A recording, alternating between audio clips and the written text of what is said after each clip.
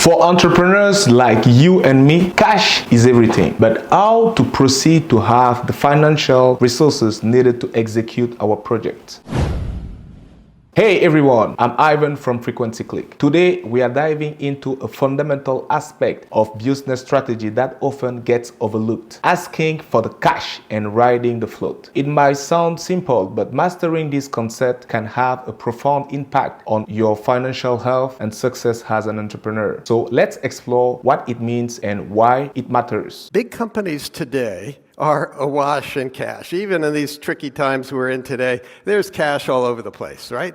Merck, in 2018, spent all this money giving money back to shareholders through stock buybacks and dividends, and they could only find $10 billion worth of R&D to do with all that cash.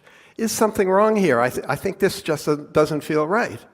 But for entrepreneurs like Elon Musk and the Tesla team, cash is the lifeblood of the entrepreneurial venture. At its core, asking for cash and riding the float refers to the practice of accelerating cash inflows into your business while delaying cash outflows. In other words, it's about collecting payments from your customers as quickly as possible while strategically managing your expenses and payment obligations to preserve cash flow and maximize liquidity. Cash flow is the lifeblood of any business. Without it, even the most promising ventures can quickly find themselves in financial trouble. That's why asking for cash and riding the float is essential. It helps you maintain a healthy cash flow position and ensures that you have the resources to sustain and grow your business over the long term. One of the primary benefits of asking for cash upfront is that it provides you with immediate access to capital, which you can then use to fund your operations, invest in growth opportunities,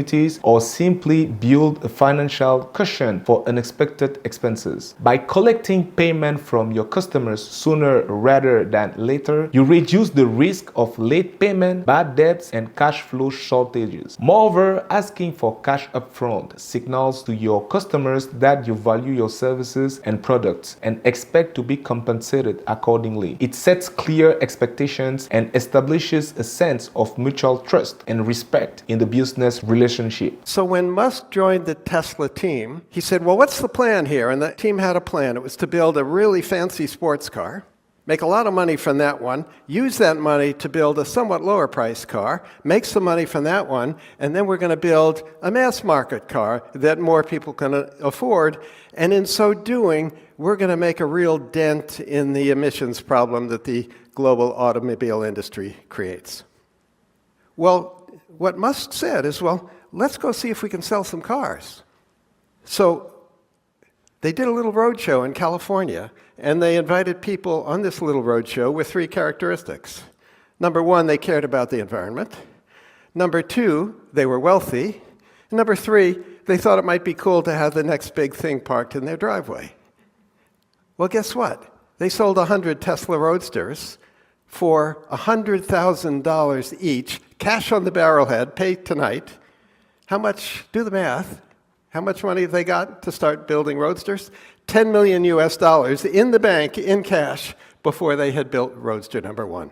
For my entertainment business, when a customer is ready to take action, I have a contract that he needs to sign and the bill is split 50% at the signature and the rest after installation the event's day. This is how I went from a simple controller I used when I started to a full mobile DJ service including lights, sound equipment, and many other accessories my clients request. Riding the float, on the other hand, involves strategically managing your expenses and payment obligations to optimize cash flow. These might include negotiating favorable payment terms with your suppliers, delaying payments until they are due, or taking advantage of early payment discounts when available. By effectively riding the float, you can free up cash that will otherwise be tied up in short-term liabilities and use it to cover operating expenses, invest in growth initiatives, or generate additional revenue through interest-bearing accounts or investments.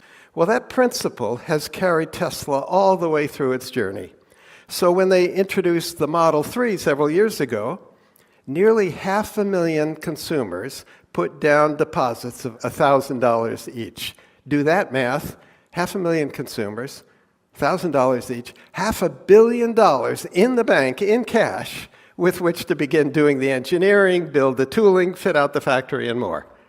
Wouldn't you like to build your entrepreneurial venture with that kind of business model? Retail giants like Walmart and Amazon are masters of cash flow management, leveraging their skill and bargaining power to negotiate favorable terms with suppliers and collect payment from customers upfront through online transactions. Similarly, subscription-based businesses like Netflix and Spotify benefit from predictable recurring revenue streams, allowing them to forecast cash flow more accurately and invest in content creation, customer acquisition, and technological innovation. So, how can you apply the mindset of asking for cash and riding the float to your own business? Start by reviewing your current payment and invoice processes and identify areas where you can streamline collections and accelerate cash inflows. Consider offering discounts for early payment or implementing automated payment reminders to reduce the risk of late payments. Next, evaluate your expenses and payment obligations and look for opportunities to negotiate better terms with suppliers or vendors. Be proactive about managing your cash flow and monitor your accounts receivable and accounts payable regularly to ensure that you are optimizing your cash position and minimizing unnecessary expenses. Asking for cash and riding the float is a powerful strategy for optimizing cash flow and ensuring the financial health and sustainability of your business. By prioritizing cash inflows, managing expenses strategically, and maintaining a disciplined approach to cash flow management, you can position your business for long-term success and prosperity. So don't underestimate the importance of cash flow. Embrace the mindset of asking the cash and riding the float, and watch your business thrive. Now, watch this video where I compare dropshipping and affiliate marketing to help you identify which may be the best fit for you to start your online business.